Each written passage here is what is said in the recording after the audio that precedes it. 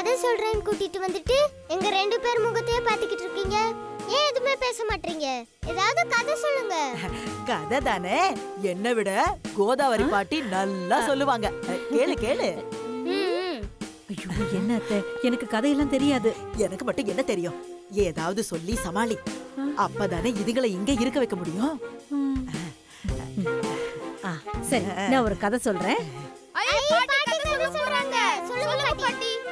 ஒரு ஊர்ல ஒரு காக்காயும் நரியும் இருந்துச்சாம்.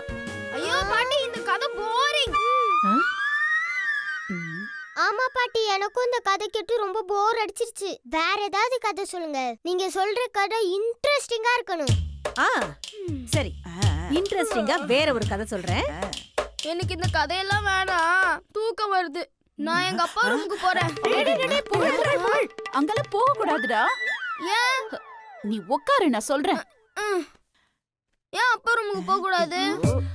அது அது அம்மா ஏன்னு சொல்லுமா, புள்ள கேக்குறான்ல. ஐயோ என்ன கோத்து விட்டுட்டாலே. ஏன்னா நாங்க அங்க இல்லல்ல, அதனால நீங்க அங்க போக கூடாது.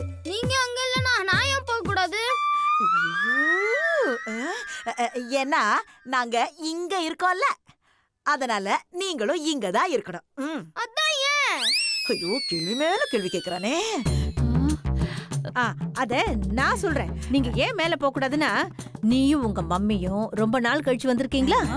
வயசான எங்களுக்கு பேரம்பேத்திய கொஞ்சணும்னு ரொம்ப ஆசை. அதனாலதான் உங்களை அங்க அனுப்பாம இங்கேயே எங்க கூடயே இருக்க சொல்றோம். ஓ அப்படியா பாட்டி?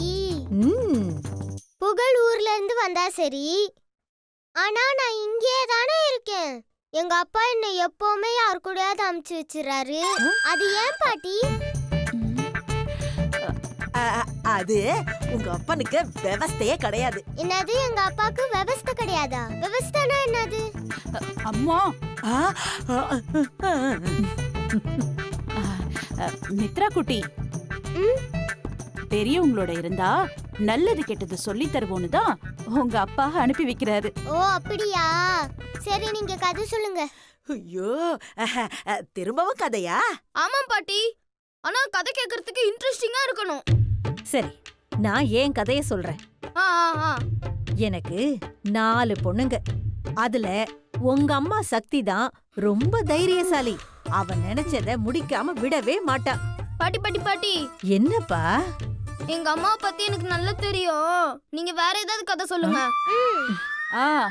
சரி, நான் உங்க அப்பாவை பத்தி சொல்றேன். வேணாம் பாட்டி. ஏன்பா? நான் சின்ன வயசா இருக்கும் போது கதை கேட்டா என் அம்மா அப்பாவை பத்தியே தான் சொல்லுவாங்க. அதனால எங்க அப்பா கதையும் வேண்டாம். நீங்க வேற ஏதாவது கதை சொல்லுங்க. விடமாட்டான் போல இருக்கே.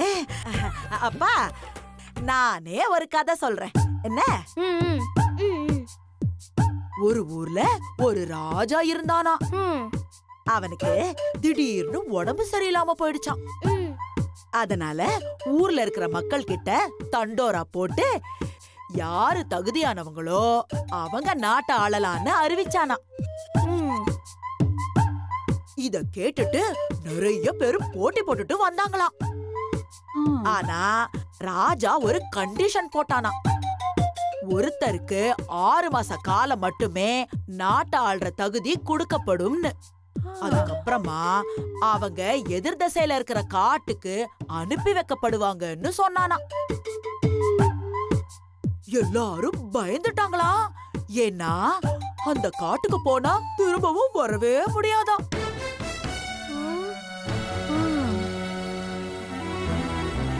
அப்படி போனா அங்க இருக்கிற புலி சிங்கத்துக்கு இரையாயிடுவோமோன்னு பயந்தாங்க. அப்புறம் அதுக்கப்புறமா புலி சிங்கத்துக்கு பயந்து ஒருத்தர் கூட வரல. ஆனா கடைசியில ஒருத்தன் வந்தான். அவன் உங்க கண்டிஷனுக்கு நான் ஒத்துக்கிறேன், அதனால நான் ராஜாவா இந்த நாட்டை 6 மாசம் ஆள்றேன்னு சொன்னான். ராஜாவும் ரொம்ப சந்தோஷமாயி அவனுக்கு முடிசூட்டி வச்சாரு. அவன் 6 மாச காலம் நல்லபடியா நாட்டை ஆண்டான்.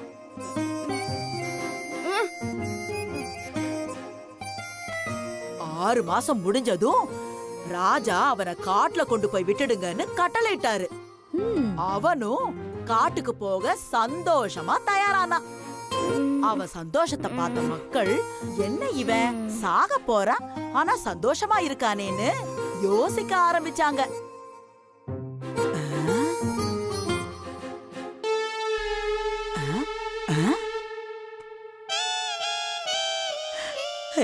பசங்க தூங்கிடுச்சுங்க. சரி அப்புறம் என்னாச்சு? அடியே, தெரிஞ்சா தானடி சொல்றதுக்கு. இதெல்லாம் பில்டப்பா? ஆமா ஆமா. ம்.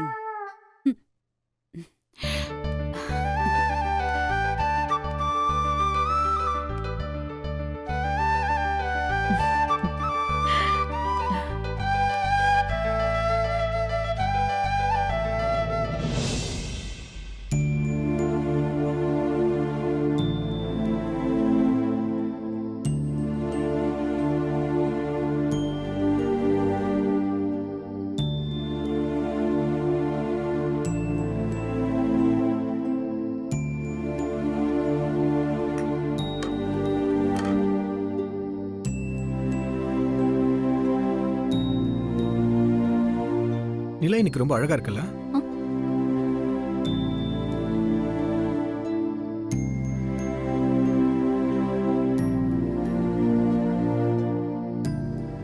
ஆனா இவ்வளவு அழகா இருக்கிற நிலாவுல ஏதோ ஒரு சின்ன கலங்க இருக்கிற மாதிரி தெரியுதுல்ல? தட் மீன்ஸ் ஏதோ பிளாக்கா இருக்கிற மாதிரி தெரியுது. அத சொன்னேன்.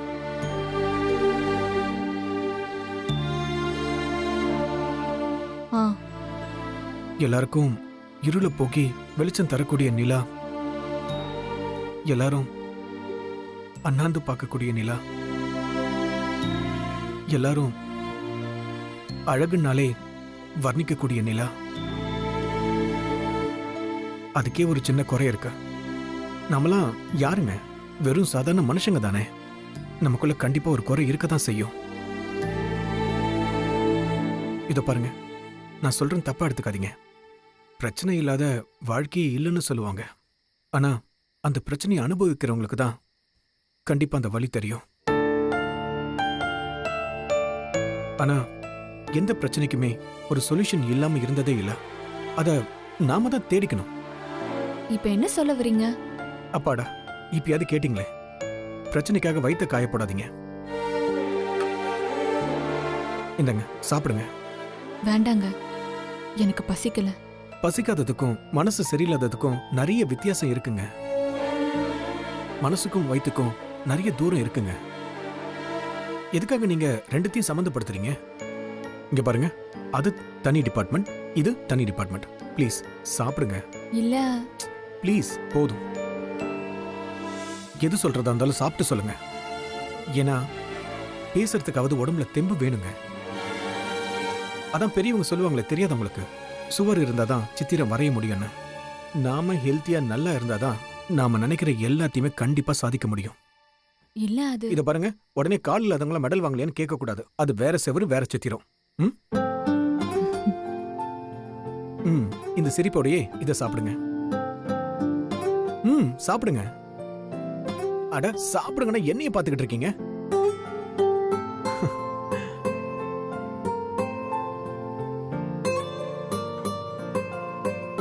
என்ன கொஞ்சம் கொஞ்சமா எடுத்து சாப்பிட்டுட்டு இருக்கீங்க? நல்லா சாப்பிடுங்க.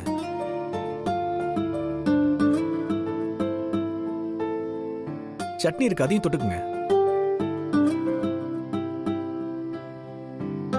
பிடிச்சிருக்கா? ம்.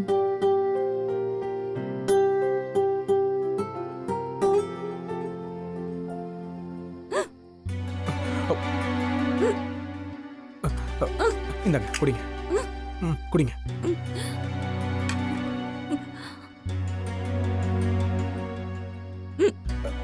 இன்னும் இன்னும் கொஞ்சம் குடிங்க.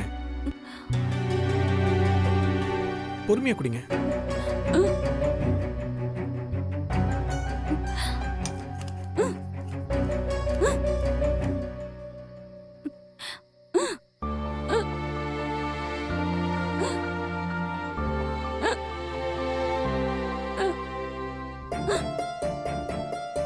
I love you, Aishwarya.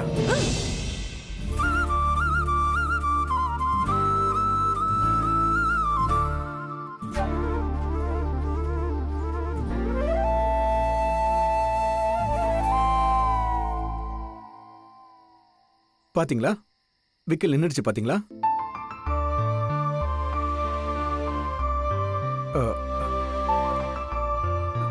சாரிங்க. உங்களுக்கு தண்ணி குடிச்சும் விக்கல் நிக்கல. அதான் ஏதாவது ஷாக்கான நியூஸ் சொன்னா விக்கல் நின்னுடுன்னு பெரியவங்க சொல்லுவாங்க. அதனால தான் அப்படி சொன்னேன். I'm sorry. ப்ளீஸ் என்ன மன்னிச்சிடுங்க. தப்பா மட்டும் நினைச்சிடாதீங்க.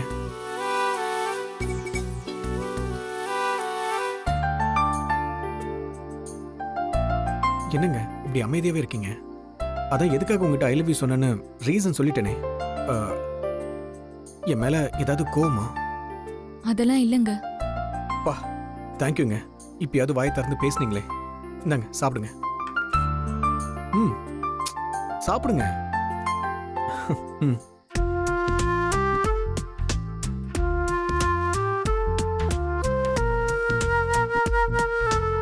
இப்போ நல்லா பொறுமையா சாப்பிடுங்க. நான் இங்கேயே வெயிட் பண்றேன்.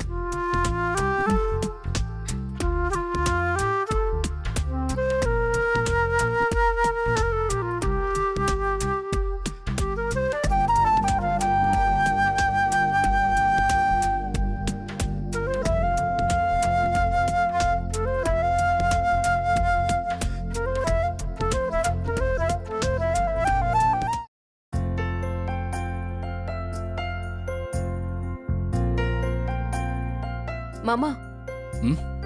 ஆபீஸ் போக டைம் ஆயிடுச்சு, வாங்க சாப்பிடலாம். அனு வெங்கட் வந்துட்டோம், எல்லாரும் ஒண்ணா சேர்ந்து சாப்பிடலாம். ம். நாளைக்கு உனக்கு 2 சாக்லேட் வாங்கி தரேன், என்ன ஓகேவா? அம்மா, மாப்பிள வாங்க சாப்பிடலாம். அத்தை, எந்த மாப்பிளைய கூப்பிட்டீங்க? உங்க எல்லாரையும் தான். அத்தை, நாங்க 2 பேரும் ஓகே. ஆனா சிங் ப்ரோ உங்க மாப்பிளை இல்லையா அத்தை? மாப்பிள ஆக்கிட்டா போச்சு. என்னங்க நீங்க? அத்தை, உங்களுக்கு தான் கல்யாண வயசுல பொண்ணே இல்லையே. அடடா, ஒரு பேச்சுக்கு சொன்னேன். எல்லாரும் சாப்பிட வாங்க. அனு, வெங்கட் மாப்பிள வாங்க.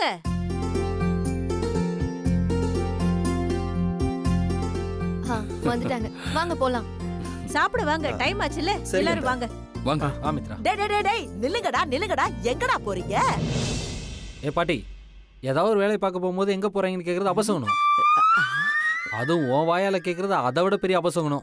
அதெல்லாம் எனக்கும் தெரியும்டா. இப்ப எல்லாரும் எங்க கிளம்பி போறீங்க? சாப்பிட தான் போறோம். டேய், சாப்பிடுறதெல்லாம் இருக்கட்டும். நான் எதுக்கு கேக்குறேன்னா, வீட்ல தானே இருக்க போறீங்க.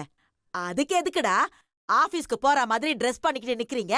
ஏ பாட்டி, ஆபீஸ்க்கு போற மாதிரி இல்ல, எல்லாரும் ஆபீஸ்க்கு தான் போறோம்.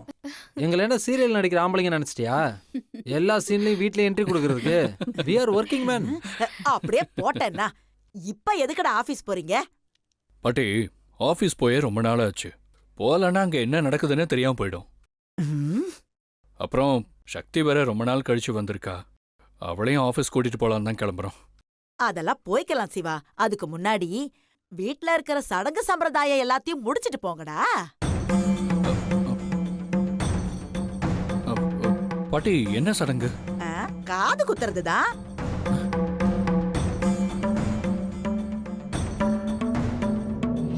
பாட்டி, இதுக்கப்புறம் உனக்கு காது குத்துனா காது தொங்கிராது. அடே எனக்கு இல்லடா, புகழுக்கு குத்துறதுக்கு.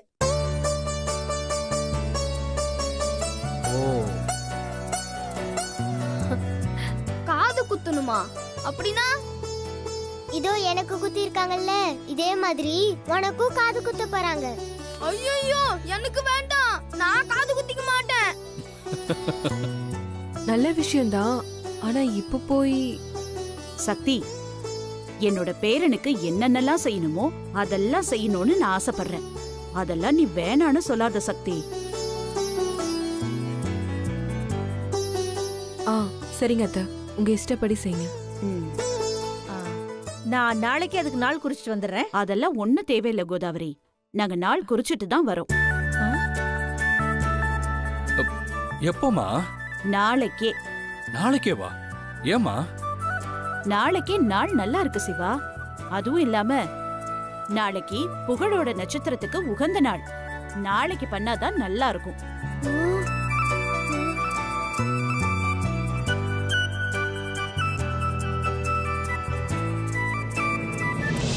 புகழுக்கு சித்தப்பான்ற முறையில நாம ஏதாவது செஞ்சாகணுமே. இப்போ பணத்துக்கு என்ன பண்றது? ப்ரோ ஆ? யோசிக்காத ப்ரோ. அம்மா சொன்னதுக்கு சரின்னு சொல்லு. நல்ல விஷயத்த தள்ளிப்பட வேணாம். சரிம்மா, நீங்க ஏற்பாடு பண்ணுங்க. ஆ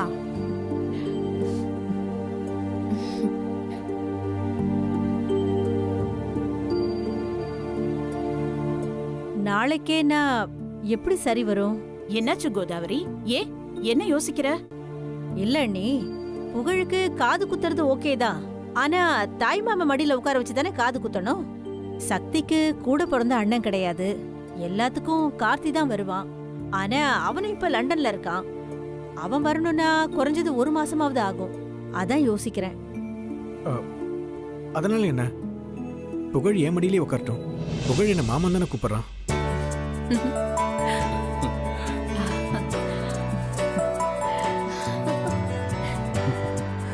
சக்தி என்னோட சிஸ்டர் மாதிரி தான். நீங்க என்ன முறை மாத்தி பேசுறீங்க? சுந்தர் உங்களை ப்ரோன்னு கூப்பிடுறாரு. நீங்க எப்படி புகழ மடியில உட்கார வச்சு காது குத்த முடியும்? இதுல என்னங்க இருக்கு? இது எல்லாமே ஒரு ஃபார்மாலிட்டிஸ்க்காக தானே. ஒரு நாள் என்னோட புகழுக்கு நான் மாமாவை இருந்துட்டு போறேன்.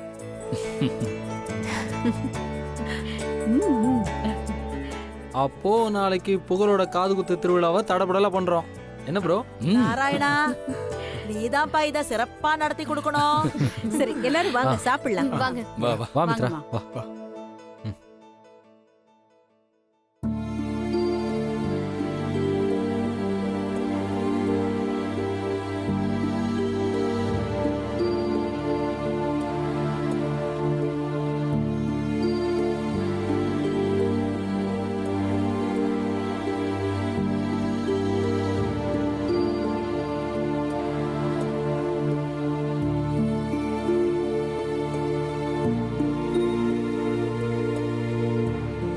வெங்கட்,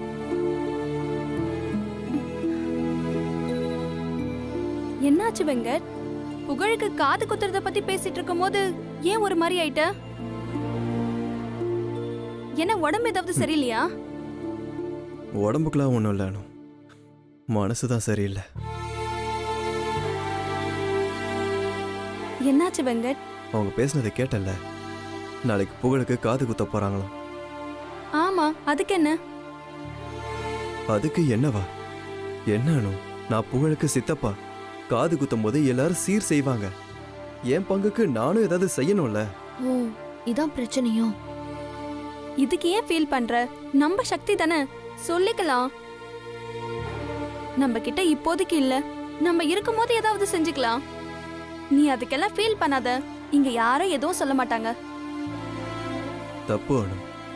சீரன்றது எல்லார் முன்னாடியும் நம்ம உறவை சொல்றதுக்காக செய்யறது. என்னால எதுவும் செய்யாம யாரோ மாதிரிலாம் ஓரமா நிக்க முடியாது அனு. புகழுக்கு நான் சித்தப்பா அனு. எனக்குன்னு ஒரு கௌரவம் இருக்கு. ஏதாவது செஞ்சாதான் நமக்கும் மரியாதையா இருக்கும்.